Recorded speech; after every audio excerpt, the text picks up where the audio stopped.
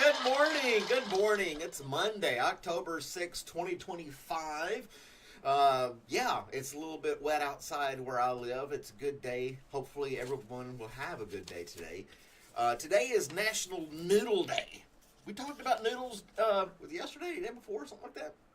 Noodles. Hey, Mel, today's National Noodles Day. Now, it doesn't specify ramen noodles. You could do spaghetti noodles or other kinds of noodles. They're all the same. It's just different shapes. You know? If you think about it. And then, like, spaghetti noodles, you twist those up into a ball. So why not just go ahead and get, like, penne or something like that for spaghetti or bow tie? I don't know. There's all kinds of different noodles just to give it kind of fancy, whimsical type of aesthetics to your food, I guess. But let's see what it says here. It may be going on about the...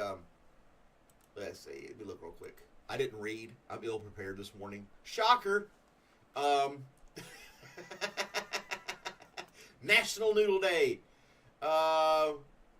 It doesn't specify ramen noodles. It just says noodles. So there you go. But remember, they're scalding hot and they'll burn babies. We talked about that. Especially the couple noodles. We don't want that to happen. Not to the babies. And why are you feeding babies ramen noodles anyway? Really? Really? But, you know, they're cheap. They got flavor. And people love them. They're full of sodium. Tons of salt in them. And, but yeah. What are you going to do? People buy them by the truckload. And it costs like 30 cents. It's nothing. It's the cheapest meal you can get. But you can add stuff to your noodles. Doesn't have to be just plain old noodles with some seasoning pack, right? Like I said, you can do the spaghetti, all the different noodles. Why am I telling you guys this stuff? You already know. You know already. Noodles, they're great. They're made out of flour. Some are made out of eggs. Eggs are in a lot of stuff people don't realize. Did you know that ice cream has eggs?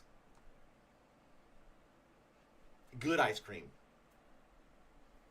has eggs. I bet you didn't know that. Let them cool. You can slurp them up. The elbow macaroni, all the different stuff. Those shells and cheese, those type of noodles. Is it really a noodle if it's not like long? When I think of noodles, I think it's like long pasta. Maybe I'm messing up the classification of noodles versus just pasta. Because like a bow tie pasta, that's not really like a noodle per se, right? Noodles are long, skinny, sometimes hollow. Penne would be considered a noodle. Huh? Rigatoni? I don't know.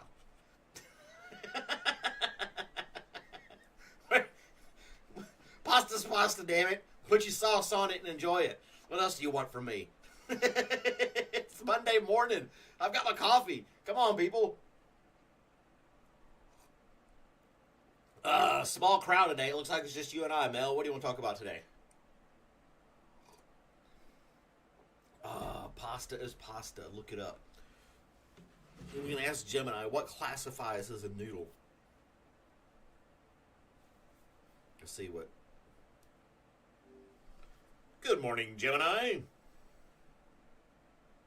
Good morning. What's on your mind today? What is the classification of a noodle? That's a fun question. Noodles are usually classified as a type of staple food made from unleavened dough. They're a big part of many cuisines around the world. Did you have a specific type of noodle in mind, or are you looking for some recipe ideas? Are all pastas considered to be noodles? That's right. All pastas are considered noodles, but not all noodles are pasta. It can be a little confusing because we often use the words interchangeably. Do you have a favorite type of noodle or pasta dish? Hold up. He said all pasta is noodle, but not all noodles is pasta. What? See, people do that weird, it's this because it's that thing. That's just weird. Well, pasta is noodles, but noodles isn't pasta. You can't, what? Stupid AI. Or maybe I'm just too dumb to understand. I don't know. Hey, Liz, good morning, Eddie and Aiden. Hey, everybody. Thanks for joining us on Coffee with Malcolm. Mm. In other news, in this day in history, 1866, the Reno brothers carry out the first train robbery in U.S. history. Now, it did clarify that it was a moving train that they robbed. So they were the first bandits, if you will, to rob a moving train. It says in the story here that it's happened, obviously trains have been robbed, but they picked a location out in the middle of nowhere, got the train to stop while it was moving, and then robbed it. So they were the first ones to do a moving train robbery. Where was that held? It was in Jackson County, Indiana. They stole $13,000. I don't know what the equivalent of that is today, but I bet it's a lot from 1866. And then it goes on. It's all on the History Channel. Oh, thanks, Mel. Woohoo! More memberships for everybody. Ah! Thanks, Mel. You're awesome. What was I saying? Oh, yeah. Train robberies in Indiana.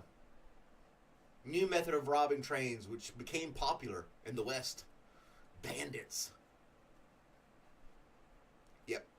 They just, they did stagecoaches and other stuff, but now they're getting trains in 1866. What are you going to do? Train robbery. I think that would be very dangerous. First, you'd have to find a slow train. I don't think trains were super fast back then.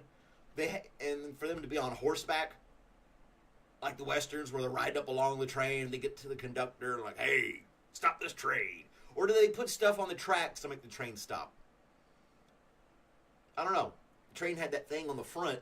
That was meant to, like, move cattle and stuff out of the way. Other debris as well. But I guess you could put logs and stuff, or maybe trees, and that would slow a train down or encourage the train conductor to stop. And then, there's a lot of things to take in consideration after stopping a train. That train had to get off the tracks for another train to come across. Did they intersect each other? I don't know. I'm thinking that's where the Casey Jones came in. The two trains hit head on. But, yeah. At least that's the only one I know about. But, robbing the train. Well, they had to know the train had something in it. I guess most trains carried stuff in those days, regardless. And they're like, we're going to get something if we stop this train. You see stuff, some scary videos of trains today where people are like getting hit by trains and cars stuck on the tracks and big trucks stuck on the tracks. The train just plows through them all. I don't think you can stop a modern train. Not on horseback, anyway. Especially if it's out in the middle of nowhere and it's got it wide open, nothing to slow it down. Those things go 60 miles an hour at least. I know that's not a speed train like in Japan, John. I'm talking about a freight train here.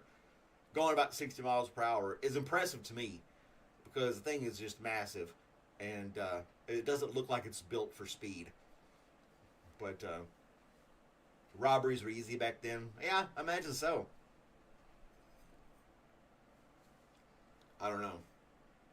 Yeah, this train leaves Chicago and this one leaves Los Angeles, and they're supposed to intersect, and this one's going this many miles per hour. I remember those equations that the teacher would pose. Okay, we got the train leaving this track going that direction at this rate of speed. We're like, oh my gosh, here we go. I'm going to write this crap down. Hold on. I don't know. I just thought that was kind of silly. Of course, that was in like the early 90s, late 80s, early 90s, so they didn't know the internet was going to be out and we'd have like ChatGPT and Gemini answering all our questions to where we wouldn't have to calculate anything anymore. So, I mean, we could pose that question with Gemini. Let's see how Gemini answers it. I'm just curious. A train leaving Chicago headed to San Francisco at 35 miles per hour, and a train leaving San Francisco to Chicago going 55 miles per hour. When will they intersect? I see you're looking for an answer to a riddle. The answer is that the trains will intersect whenever they reach the same point on the track. The riddle doesn't give us enough information to figure out exactly when that will happen, but we can say for sure that they'll meet at some point along the way. I gave you mileage and miles per hour per train. You're right, my bad. To figure this out, we need to know the distance between Chicago and San Francisco. Do you happen to know that? No, you're the internet. You're supposed to know it.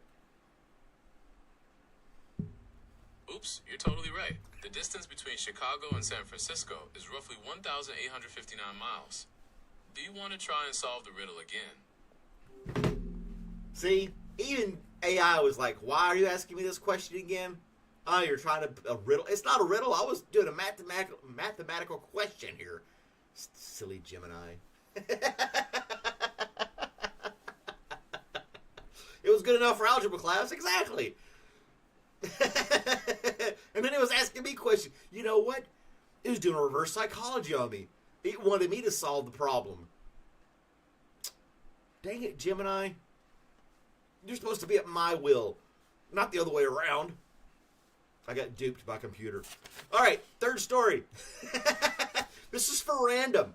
This is the good news story. Man is shocked to find his dog giving a baby koala a piggyback ride. I got a picture. Here it is. We're going to pull it up on the screen for you guys. I get my act together here. And bloop. There it is. A koala on the back of a Labrador. There you go. Find his dog giving a baby koala a piggyback ride. I didn't read the whole story. I just thought the picture was really cute. A little koala hanging on a dog. My dog would probably try to kill the poor koala. He's after squirrels and chipmunks, and that koala's slow. Yeah, he'd be all over that thing. Labs are kind of cool like that, though. So, yeah.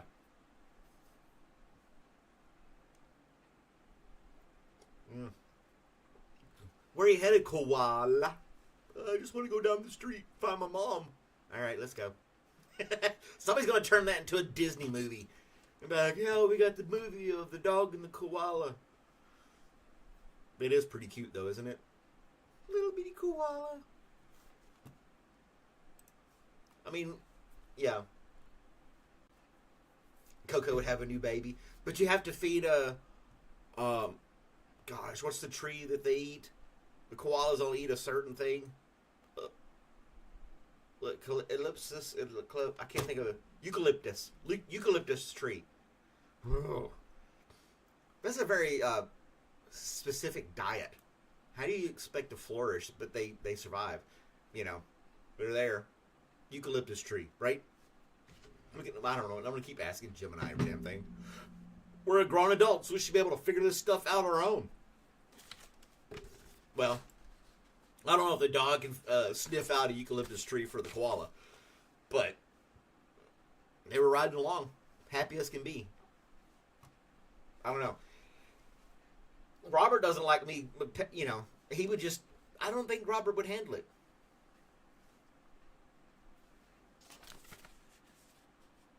Like Fox and the Hound. There you go, see? Except the koala's a lot slower. Maybe it's wiser. Maybe it's smarter because it's slower. It's taking its time. It's observing its surroundings. Maybe. I don't know. That's what the internet's for. Google it. Oh, man. Well, that's my 15 minutes of fame, guys. Thanks for watching and tuning in, all that good junk. I hope you all have a wonderful day. Lou says hi. Hey, Lou. Thanks for dropping in. I only do 15 minutes in the morning, but I'll be here every morning if you wish to tune in and check out what's going on. So, what was it? National Noodle Day. So go out and have some noodles. Doesn't sound bad. And it doesn't specify what a noodle is. So, you could have lasagna. That could be a noodle day for you. But anywho, there's Dustin finally saying hi. Have a great day, guys. I'll catch you next time. Don't forget.